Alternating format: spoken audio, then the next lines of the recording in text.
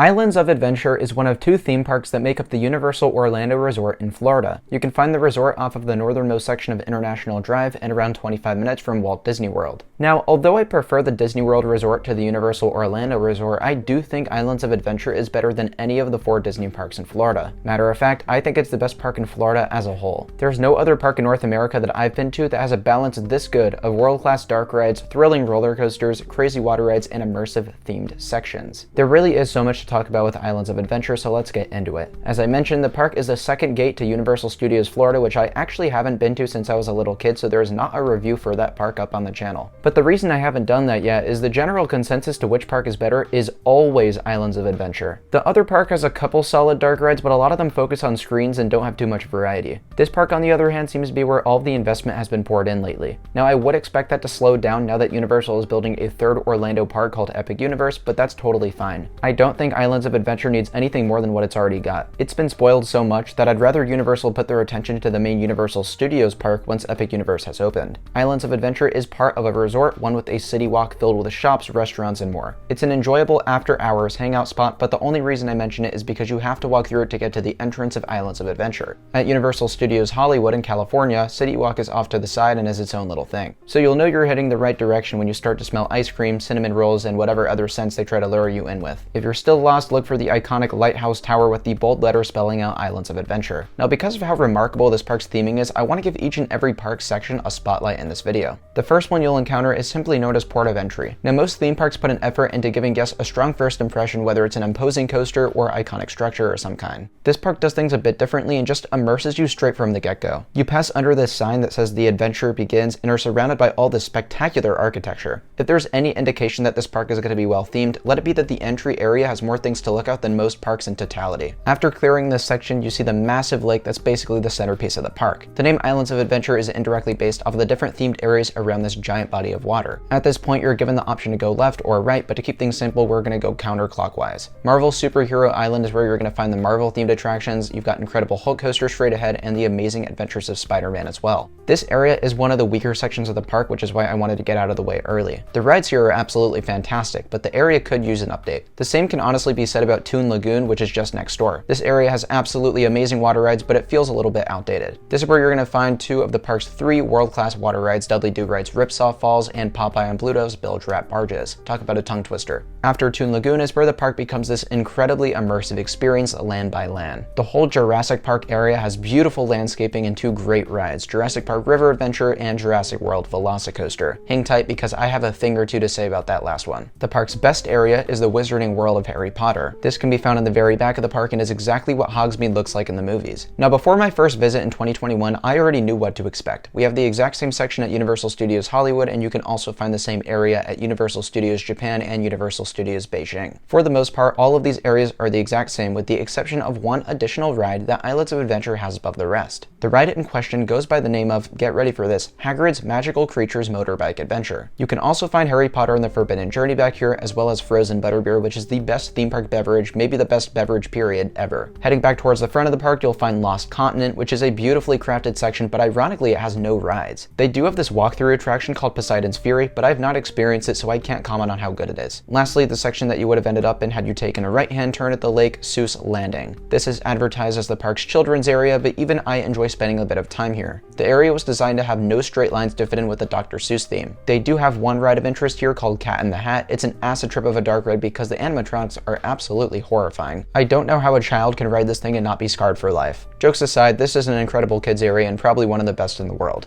Now that I've given all of you a tour of the park, we can get to the really fun stuff, the rides. The park currently has 5 operating roller coasters, though some would argue that Dr. Seuss Trolley Ride counts as a power coaster since it is registered on the Coaster Count app. If not this, the tamest coaster the park has to offer is Pterodon Flyers. This rare suspended single rail coaster is very slow and doesn't have any drops, but it's an awesome coaster credit to have here. I always like to brag about having this one because it's so desired to get on because you cannot ride unless you're accompanying a child. In my opinion, this rule makes absolutely no sense because adults have been capably proven proven to safely enjoy this attraction. But Islands of Adventure isn't the only park that has rules like this in place, so I can't give them too hard of a time. Other than that, every member of the family can experience Flight of the Hippogriff, which is more geared towards families. This can be found in the Harry Potter section, and it's an okay little ride. The final 3 coasters shape one of the best top 3 coaster lineups of any park in the world. And for those of you disappointed that they only have 3 standouts, don't worry, because the non-coaster rides make up for it big time. Anyways, first is the Incredible Hulk coaster. This is one of the only launch coasters ever manufactured by Bolliger and Mabillard. It's a very well-themed experience with a fantastic layout. That entire sequence from the initial launch to the vertical loop is one of the most intense on any ride in the world. It's a guaranteed grade out for me every time I ride in the back row. Unfortunately, the mid-course brake run does eliminate a strong end of the experience, but I don't mind too much because the first half is just that good.